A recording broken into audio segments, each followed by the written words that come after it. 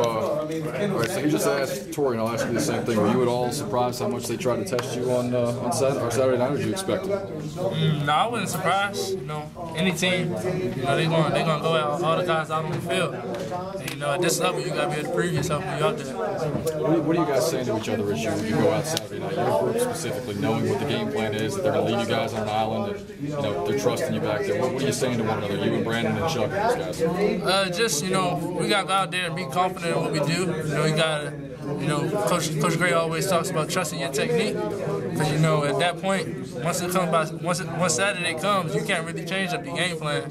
So you know, if you get some plays made on you, you know, you gotta have a short memory, go out there the next play, and keep on trusting in your technique. Was there any concern with the start? You know, a couple of false starts, a couple of pass interference penalties, and they busted one big. I mean, did it kind of shake you at all? Did you worry about the game plan? No, it don't. It doesn't really shake you. You know, at this level, definitely, you know, this level and the next level, you gotta have a short memory. You know, you're gonna get plays made on you sometimes. You know, you're gonna get penalties sometimes, but you gotta just be able to move on to the next play. It's a defensive.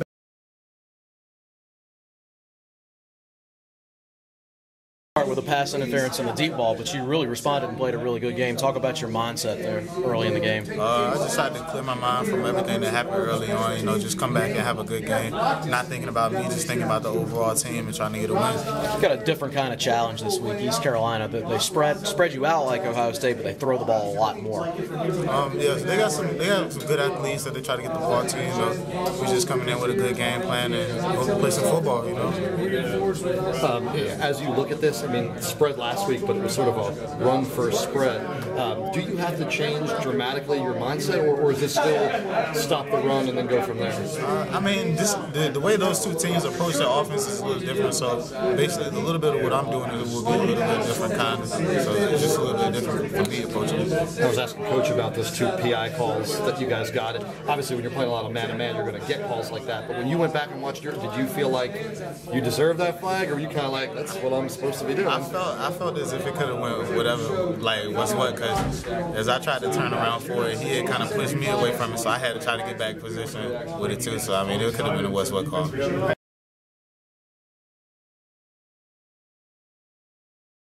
Talk to me about how different was that game plan than anything you'd done at Virginia Tech? How different? It was quite different. I was in a zero technique. I'm not used to playing that, not even in high school. So you know, but we have a package called 30 package, but that's usually for third and long, just for passing plays. But me being in zero technique and having to go against a double team, sparking gaps, that was quite different. But I think I did a fairly good job. Coach Wise did a good job of coaching us, right, get the technique right, telling us how to play the position. But it was quite different. But it was really exciting playing a new technique. The way Bud sort of tweaks the defense, it seems like every week there's a new tweak. How much pressure does that put on just you guys as players to sort of learn something? I mean, how much, how difficult is that from week to week? How smart do you have to be? Yeah. I mean, you have to be quite smart dealing with Bud Foster. But I wouldn't call it pressure. It's actually quite exciting. Because, Coach Foster, he'll put you in the right position. So it's just exciting knowing that he's going to put you in this type of technique that'll give you potential to make a great play. So I wouldn't really call it pressure. I just call it excitement, just knowing that Coach Foster dialed something up another week again to make make plays in another great play. Is it different for you now? I mean, you came in and played right away. How hard was that for you at first? Yeah, definitely. When I first came, it was really tough. Because Coach Foster's a lot of movement against the defensive line, doing a lot of movements and stuff like that. So just knowing when to go right, when to go left, that was quite difficult for me. It took me a little while to get the strong points. Once I found out when to go left, when to go right, I had to find out the right technique so I could carry out the position the correct way. So. This week's game plan, would you say it's the polar opposite in terms of just what you have to be ready for? Or no? You mean the team? Yeah, it's definitely different. It's definitely different offense. I think that he throw the ball. I think it's 70% pass, 30% run. So I think they definitely throw the ball more. He likes to throw the ball quickly, but I think with our great defensive backfield, our great DBs, he'll be holding the ball a lot more, and that'll give us on the defensive line a chance to make more plays, make sacks and stuff like that. How difficult Saturday? Was there a point during the game on Saturday when you guys, as a defensive line, realized that they were going to have a tough time handling you? Was there a point? Was there a point during the game where you realized you guys had the advantage, that they were going to have a hard time with y'all all night? I wouldn't say there was a point. We never got complacent. Cause I think on that second drive he did break a couple of runs, so we had to tighten up our technique a little bit better. So I wouldn't say there was a point where we thought, we're gonna mess them up for the rest of the game. I think we kept making adjustments as the game going on, because they tried to adjust to our defense, so we had to make another adjustment so we could stop that outside run. So I want to say there was a point where we realized that we're going to shut them down.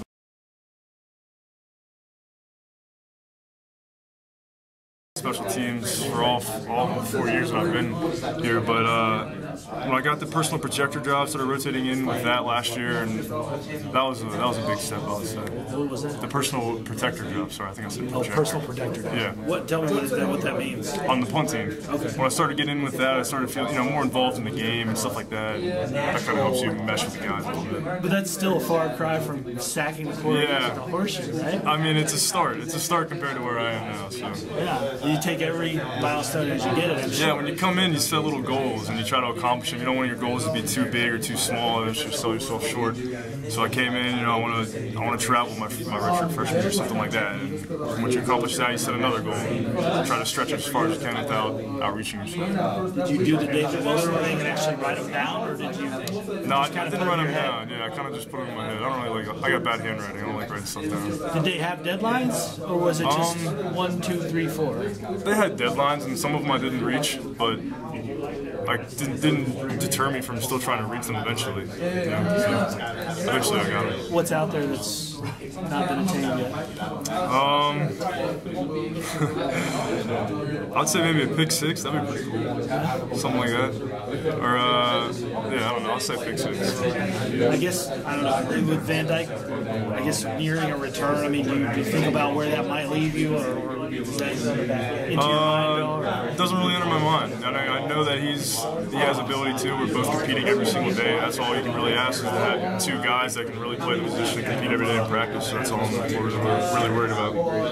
When you came here, did you think it'll take me a year, it'll take me 2 years? I mean, did you have an idea of what your future could be? I had no idea. I mean, when you don't really get any scholarships from anybody, it kind of leaves you like, wow, am I really even good enough to be here? And there's times I was thinking, oh, I'm going to go in and just show everybody up and I'm going to be the greatest thing. And other times I'm thinking, man, I may never ever touch the field. And you can't really get too high and too low on yourself, or it will just crush you. So nobody recorded. I got a walk on from William Mary, a walk on from ODU. I think I got a walk on from UVA after I committed here. These guys offered you. Yeah, they offered me a walk on. How much did you consider those other options? I considered ODU a lot. It was real close to home. They were kind of saying, oh yeah, we might have some money for you, but I didn't really want to be a second option. And so I figured if I'm going to go big, I might as well go as big as I can go and have no regrets looking back. Had you been a Tech fan growing up?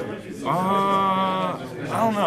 I loved USC growing up because of Reggie Bush. I loved watching Reggie Bush run. It was magical to watch him run. But he ran all over Tech. Yeah. In terms of local, I would say I like Tech more than I like UVA or something like that. Yeah. But I wasn't a diehard Tech fan.